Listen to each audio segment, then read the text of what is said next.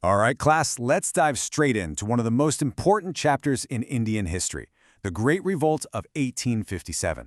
Now, if you're studying for your exams or you just want to get a solid grip on this period, understanding the causes, the key players, and the timeline is absolutely essential. So let's get right to it. So right off the bat, we have to tackle the big question that historians have debated for over a century. Was this just a mutiny? A soldier's protest that got way out of hand? Or was it something more? Was it the first real war for India's independence? To figure that out, we need to dig into the evidence, how it all started, who actually fought, and what they were fighting for. Okay, here's our game plan for this lesson. First, we'll look at the final spark that lit the fuse. Then, we'll see how the march to Delhi turned a simple mutiny into a full-blown revolution.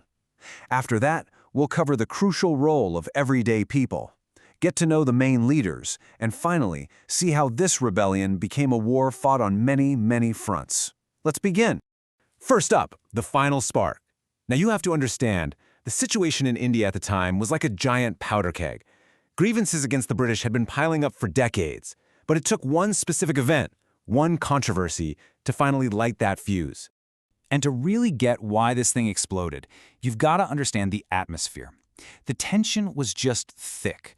All sorts of rumors were flying around. For instance, there was this widespread belief that the British were mixing bone dust into the flour they supplied to the army. I mean, can you imagine? The sepoys, and those are the Indian soldiers in the British Army, they genuinely felt that their religion, their culture, their whole way of life was being deliberately attacked. And then it happened. The final spark. It all came down to a new piece of equipment, the infield rifle. Now to load this thing, you had to bite open a paper cartridge. Simple enough, right? Wrong. The grease on those cartridges was rumored to be made from beef and pig fat. And this, right here, is the point you absolutely have to remember. Why? Because it hit both Hindu and Muslim soldiers right where it hurt the most. For Hindus, the cow is sacred. For Muslims, the pig is taboo. So this wasn't just some new rule they didn't like. It felt like a direct, intentional assault on their faith, on their very identity. After that, things just spiraled, and fast. In February, a whole regiment at Berhampur refuses the cartridges. Boom, they're disbanded. Then, April 8th, Mangal Pandey attacks his officer. He's executed. But the real flashpoint, the point of no return, was Meerut. On May 9th, 85 sepoys who refused the cartridges were stripped of their uniforms, shackled, and thrown in prison, in front of everyone. I mean, the humiliation was intense. And that was it. That was the last straw. The very next day, their fellow soldiers rose up, broke them out of jail, and the revolt began. Okay, now we get to the moment that changed the game completely. The sepoys in Meerut didn't just hang around. They made a move that was, frankly, brilliant. Instead of just fighting where they were, they marched. And where did they go? They went straight for Delhi, the symbolic heart of the old Mughal Empire. This decision, this one move, was about to turn a mutiny into something much, much bigger. So they get to Delhi, and right away the local troops join them. It's like a domino effect.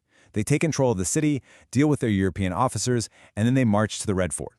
And who do they find? The old, pretty much powerless Mughal emperor Bahadur Shah Zafar. Now, he hadn't had any real authority in years, but that didn't matter.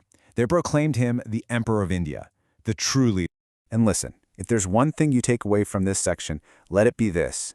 That single act, it changed everything.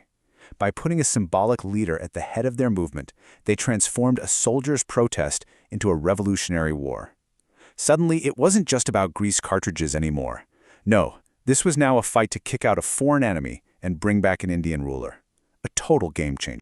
Which leads us perfectly into our next section, the People's Uprising. And honestly, this might be the most crucial piece of the puzzle when we're trying to answer that big question, mutiny or war of independence. Because this thing did not stay confined to the soldiers. It just exploded. It spread like wildfire into the general population, especially in places like Awadh.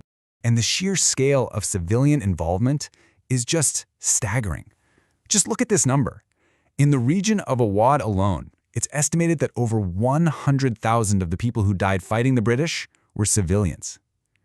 Let that sink in. 100,000 civilians. If that doesn't tell you this was way more than just a military mutiny, I don't know what does. And who were these people? Well, that's the thing. It was everybody. You had peasants, artisans, shopkeepers, day laborers, but you also had powerful zamindars, the big landlords. You had priests and religious figures, even civil servants who had worked for the British. It was literally a cross-section of the entire society. Everyone had a reason to be angry. Now this part is really interesting. Pay attention to what they attacked. Sure, they went after the obvious symbols of British power, like police stations and law courts. But, and this is so important, they also went after the moneylenders. They burned their houses, and more importantly, they burned their account books, all the records of their debts. This shows you they weren't just fighting the British government, they were fighting the whole economic system that was crushing them, a system they blamed the British for. Okay, so a rebellion this big needs leaders, right? Across northern India, all these different storm centers popped up, each with its own leader. Now, for all of you studying for exams, this next part is pure gold. You absolutely have to know these names and places. Think of this as your cheat sheet. In Delhi, while the emperor was the symbol, the real military commander was General Bakht Khan. In Kanpur, you have Nana Sahib. Over in Lucknow, the incredible Begum Hazrat Mahal took charge. In Jhansi, of course, the famous Rani Laxmibai. And down in Jagdishpur, you even had Kunwar Singh, a 70-year-old landlord, picking up a sword and leading the fight. Amazing. All right, let's zoom in a little bit, because just listing names doesn't do it justice. The stories behind these leaders, that's where you see what was really driving this fight. And you can't talk about the revolt without talking about Rani Laxmibai of Jhansi. She's one of the most powerful symbols of the rebellion. The British tried to take her kingdom using this policy they called the Doctrine of Lapse, which basically meant if a ruler died without a direct male heir, they just took the kingdom. Well, she wasn't having it. Her famous battle cry, "Main apni Jhansi nahi dungi," I will not give up my Jhansi, it became the voice of defiance for so many. And it's really important to remember this fight was happening everywhere, not just in a few big cities. In Bareilly, a guy named Khan Bahadur raised an army of 40,000 soldiers. In Faizabad, Maulvi Ahmadullah was a huge leader. But what's maybe most incredible is that leaders weren't always kings and queens or generals. Sometimes they were just ordinary people. Take this example, it's fantastic. There's this local villager, Shamal, in a rural part of what's now Uttar Pradesh. He gets the people from 84 different villages to rise up together. He sets up his own intelligence network, he's cutting British supply lines, he's even setting up his own courts to dispense justice.